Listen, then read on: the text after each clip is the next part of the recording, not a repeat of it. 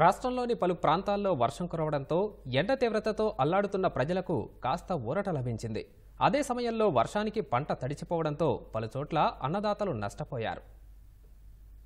కృష్ణా జిల్లా మోపిదేవి మండలం కోసూరువారిపాలెంలో 3 రోజులుగా కురిసిన అకాల వర్షానికి రైతులు నష్టపోయారు. పొలంలో ఉన్న మొక్కజొన్న కండెలు వర్షానికి తడిచి మొలకలు వచ్చాయి. చల్లపల్లి మండలంలోని నడకుదురు, నిమ్మగడ్డ, ఘంటసాల మండలంలోని పాప వినాశనం, శ్రీకాకుళం గ్రామాల్లో సుమారు 200 ఎకరాల్లో మొక్కజొన్న పంట వర్షానికి తడిచి మొలకలు వచ్చింది. కోసూరివారిపాలెంలో కల్లాల్లోని వరి కుప్పలోకి వర్షపు నీరు చేరి ధాన్యం మొలకెత్తింది. మరో 2 రోజుల్లో వర్షాలు కురిసే అవకాశం ఉండటంతో రైతులు ఆందోళన చెందుతున్నారు. దివిసీమలో ఇంకా సుమారు 2000 ఎకరాల్లో వరి కుప్పలు నూర్పిడి చేయాల్సి ఉంది.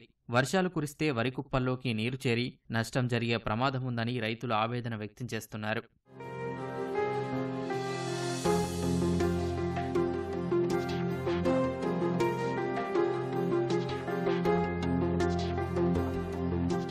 కడపలో ఓ మోస్తరుగా వర్షం కురిసింది. ఉక్కపోతతో అల్లాడుతున్న ప్రజలకు వర్షం కురవడంతో ఊరట లభించింది. తాగునీటి సమస్య తీరుతుందని ప్రజలు ఆశాభావం వ్యక్తం చేశారు.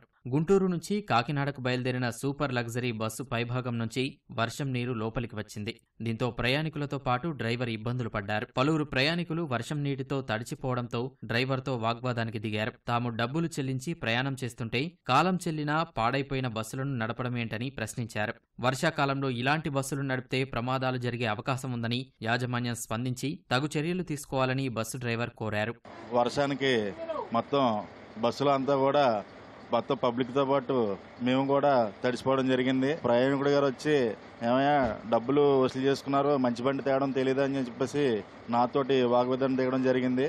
కాబట్టి ఏంటంటే మేము తడిసామన్న బాధతో కాకుండా, ఎందుకంటే తడిసిన తర్వాత చాలా ప్రమాదాలు జరిగే అవకాశాలు ఉన్నాయి. ఎందుకంటే కనుక ఈ బ్రేక్ తొక్కినప్పుడు గట తడిసిపోయిన తర్వాత ఫెడలు జారిపోతాయి. అధికారులు చొరవ చూపి చర్యలు తీసుకుంటారని కోరుకుంటూ సెలవు తీసుకుంటారు.